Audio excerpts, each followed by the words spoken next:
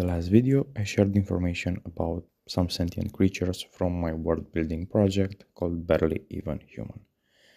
We discussed a little bit about their appearance, their reproduction, their biology, their religion, their evolution, and some past iterations, to say so. And now I think it would be a little bit more interesting to talk about their magic system, because magic, while being trivial, it's also very powerful. It's a very important part of their society. Also, while doing this, there will be some intermissions where I show you how I sculpted this little Frothur guy. First of all, most users are male. Female are considered way too important to use it. You'll see why in a bit.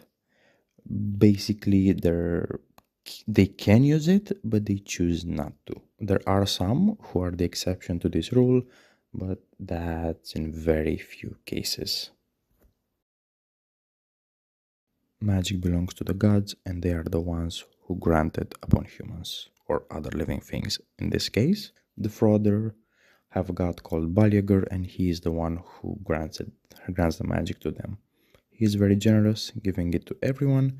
It's on the wielder to control it and use it responsibly. His magic works on a basis of confidence. Any sign of wavering or hesitation in any way, shape or form, and the spell might jam or go in random directions. To use any form of spell, you need to know the right words.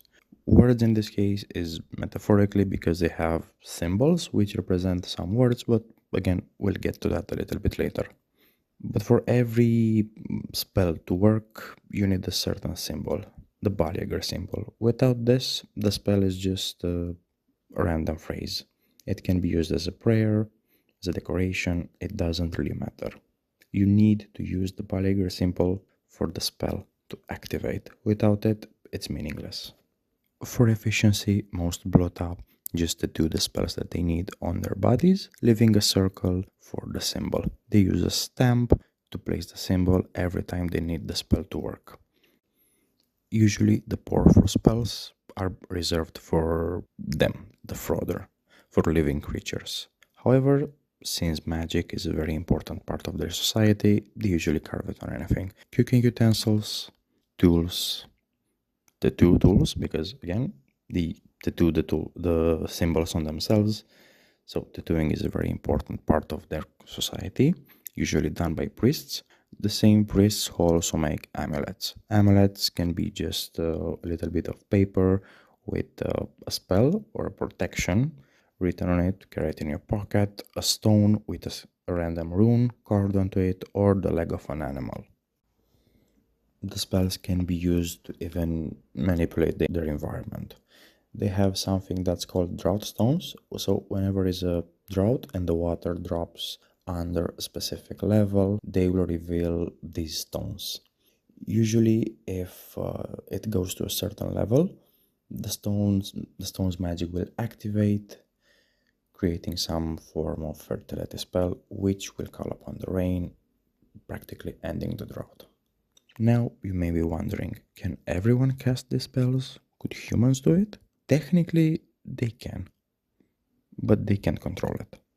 If the Frothur were to tattoo these symbols on a human, he would cast spells, but he would not be able to control them at all.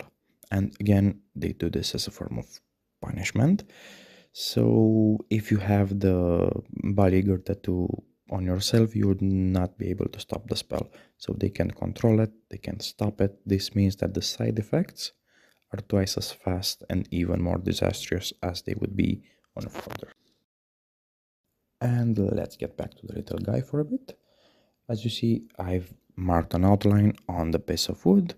I used the previous Balyagur statue as a reference, and now I just have to start cutting.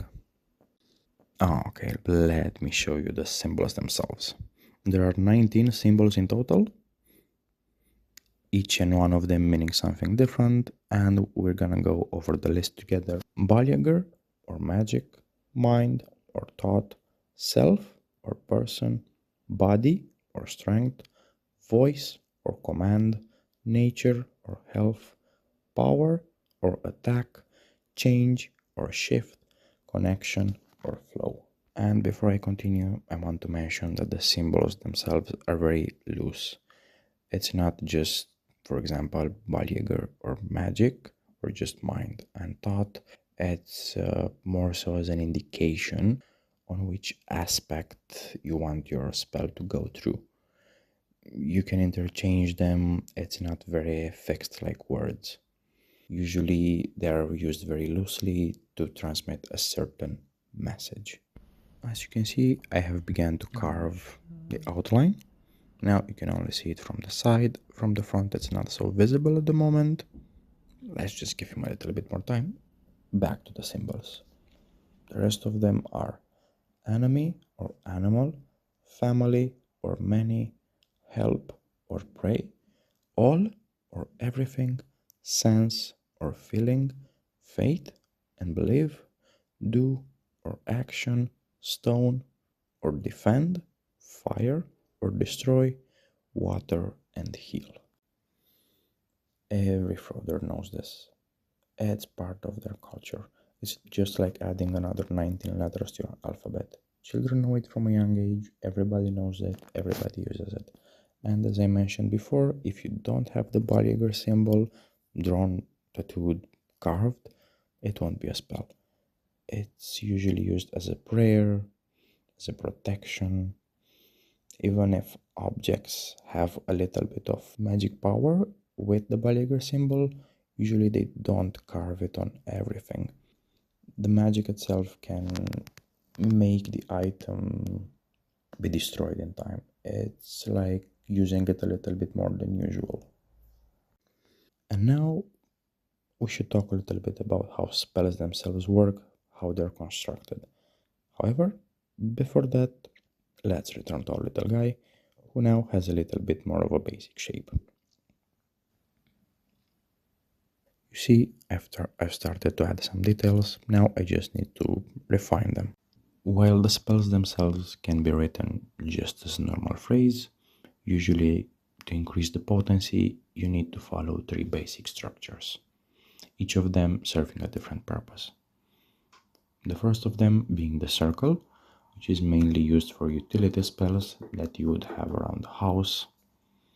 The second one would be the triangle, which is for attack spells. Naturally, you can understand what these are used for. And the third one being the rectangle, which is for defense spells. Those can usually be used for protection as well. These are the most common ones you see at the base of houses. The order of reading a spell starts from the bottom left and you go clockwise. Here's an example with the Baljager symbol in the middle to activate it. This is something that you could put on a house, on a table usually. It's something used by many families. To read this one, you need to take each symbol clockwise. So basically, self, voice, nature, or healing in this case, family, and the body. Basically, it's a spell where I command healing for my body's family. A simple protection spell, even if it's more protection, we don't use the rectangle here because it's more for utility. If you would want this to be an active healing spell, like someone is injured, you would put it in a rectangle. Here it's simple utility, basically just good vibes and health overall. So you put it in a circle and leave it somewhere in your house. Before continuing, let's get back to the little guy, who now has a little bit more of a shape, to say so. He's starting to look like a Frothur. No more blocky shapes, even though he still needs a little... Oh, hello there. That's an older Frothur. He looks weird. Ignore him. Let's move away from that and leave the intruder away. Let's talk about the Blotta. Blotta means cursed in ancient Norse. This is because this magic has a very heavy toll. Whenever they use the magic, their skin starts turning to gold. It's not something immediate. You need to use it for an extended period of time. However, the symptoms will always be there. It's not something you can get away from. The more you use it, the more begin to turn to gold. It starts with the skin, then with the muscles, tendons, and bones. The nerves are there, the blood vessels are there, so you can still bleed out. You are not able to move the member, and it will keep on spreading. If somehow the afflicted member is broken, the blota will bleed to death because there is no way to heal a golden wound. However, if the individual manages to survive his wound, the goldening effect will still continue. If, let's say, you had your entire arm turn to gold, break it off, and manage to survive, the amount of gold that was on that arm will quickly start spreading to the rest of the body from the point where it was broken. So even if you manage to break off some gold, it will come back either way. They do have a way of slowing the goldening process, and that's done through a combination of plants. First of all, we have the secor plant, of which they use 5 parts. The first one would be the berries, mostly used for making wine. The second one would be the leaves, which they dry in order to smoke in their pipes, kind of like tobacco. The third one would be the shell. Usually that's just crushed up and used as condiments. Then the seeds, which are actually useful for slowing the goldening process. And then the mushrooms, mostly as a treat, some form of candy, let's say. Then we have the asta plant. From this one, they only take the seeds. So, through a combination of seeds from both plants and some tobacco, they mix it together with some water to create a paste. That paste is used to slow the goldening process. Before I show you how that's done, let's take another look at how is the little guy doing. And luckily for him, he looks a little bit better, except the stab to the head part. Let's get back to the paste and the way it's used. Almost all of the blota have grooves in their front teeth. That's where the paste goes. Usually they just put it on the front of their teeth. They press it back with their tongues. Afterwards, they remove the excess and put it back in a pouch. They just keep it there until it dissolves. This slows the goldening process for about 15%, which may not sound like a lot, but considering how long they can live, that 15% can mean many, many years. Also, if you don't mix it with water, it's just dust. They usually sprinkle it at parties to get everyone high. They can also not use water, just mix it with a little bit more tobacco and smoke it. Depending on the quantity of tobacco, it will not get you high, however, it will make you a little bit drowsy, to say so. It's a more of a relaxing agent. If you put about 10% of the powder combined with 90% tobacco, it can be used for relaxing, for sleeping. It's some kind of medicine, very common for them. And that should be about it on their magic system. They have quite a few spells, not an enormous amount, but they do have very powerful spells, like you see in this image. It's an eye that shoots flame and lightning. Not very creative, but very effective. They also have some form of radio through their spells. However, to use this spell, it's not enough to have a blota. You also need a rod on the other side of the spell, to say so. As mentioned in the previous video, they use them as messengers, and you would need to tattoo the symbol on the rod that you need to deliver the message. But we'll talk about that in a future rod video.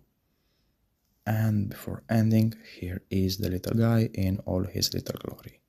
I've got him tattooed up, he's got the horns. I'm quite happy with how he turned out. Very handsome little fellow, ready to cast some spells. And with that, I would like to thank you for watching. And before anything else, I would like to ask you, what topic should I tackle next? Their history, the other species on Minhaima, talk a little bit more about the project itself, what it means, or the humans of the project, because I may avoid that for a little bit longer, the gods, because they're a very important part of this setting, or the very planet itself. Again, thank you for watching.